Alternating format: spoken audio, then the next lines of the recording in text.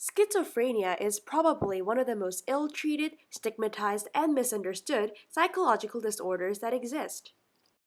Although schizophrenia is a widespread psychological syndrome, there are misconceptions where people would assume that schizophrenia is this one disease that causes all these extreme behaviors.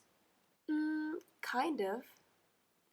Actually, there are many different types of schizophrenia, all different in the behavioral symptoms and distinct characteristics. First, the most commonly occurring type of schizophrenia is paranoid schizophrenia. Patients of this subtype do not display major symptoms until at an older age, which makes it difficult for others to spot abnormality in the way they act.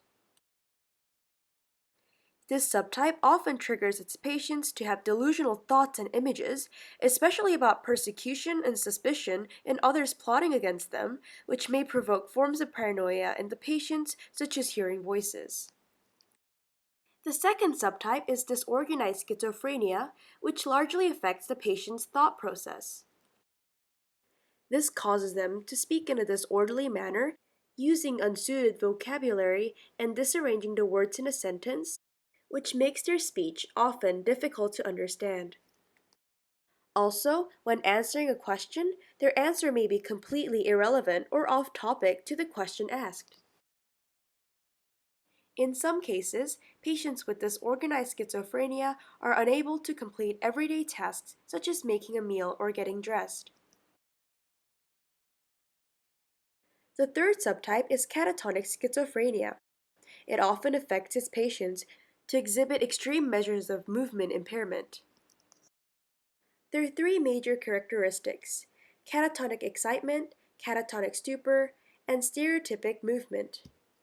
Catatonic excitement is when a patient undergoes sudden hyperactivity that causes them to imitate sounds or motions that they capture in the environment.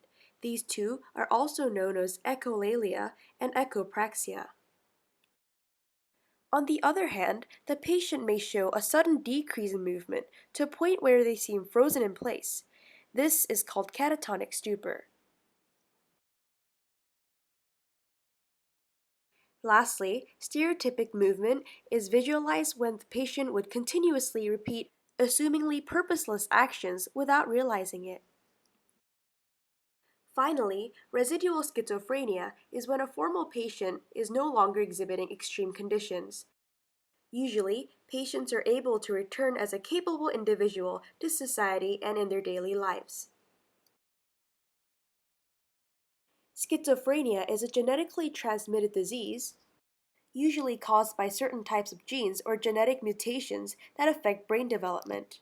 However, it is still a partial mystery to how they are caused. Schizophrenia can be treated in different ways, and the first way is to use antipsychotic medications. These medications focus on eradicating the symptoms such as hallucinations and distorted hearing, but are not effective in completely removing the disease.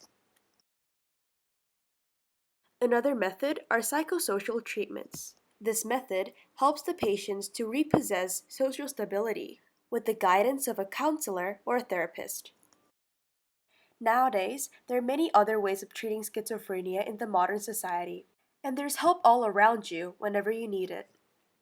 Remember, mental health is as important as physical health.